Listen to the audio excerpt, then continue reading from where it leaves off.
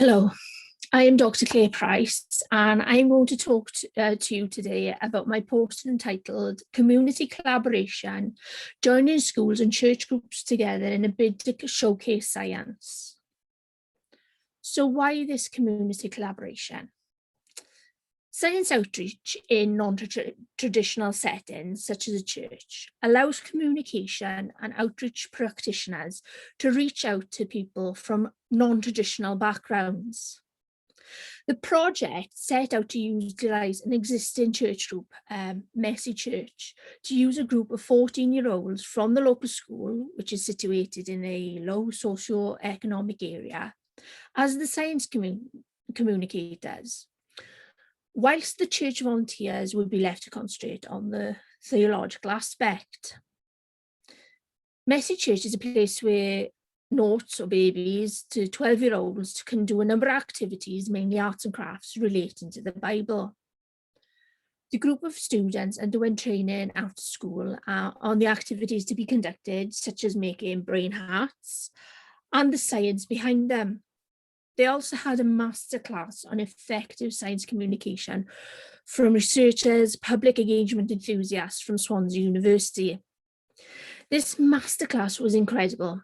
Each of the presenters involved showed the different ways science can be communicated. For instance, one used magic to showcase the extraordinary nature of water.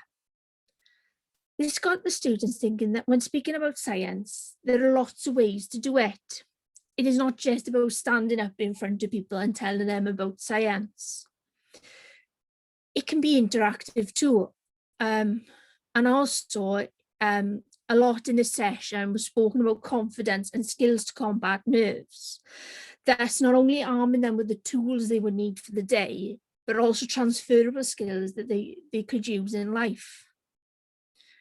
The training, along with their own endeavours, allowed them to deliver incredible activities to the younger children. For instance, one group will run an activity on making edible blood, and they turned up to the session with a piece of plastic piping, cut in half lengthways, which they filled with the edible blood and used small figures to portray the components of the blood. For example, the white blood cells were small little army men. Another group demonstrating the action of the stomach using vinegar, bread and balloons wrote a poem about what happens to food when you eat it. They then read this out and they gave it to the children so they could take home and learn a little bit more. These were ingenious ideas that the students come up with themselves after the training sessions. So following the event, the students were asked how they would rate the event, and 60% said excellent and 40% said good, giving a 100% positive outcome to the event.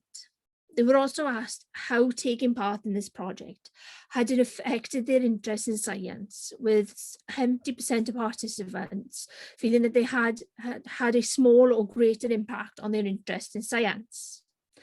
And this is shown in the fact that as a result of this endeavour, the school has started a science club, as the students who are taking part have shown a real appetite for continuing their science explorations outside of the classroom.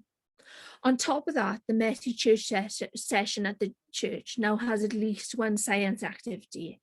Therefore, this adventure has had a positive effect on the community as a whole. Thank you for listening.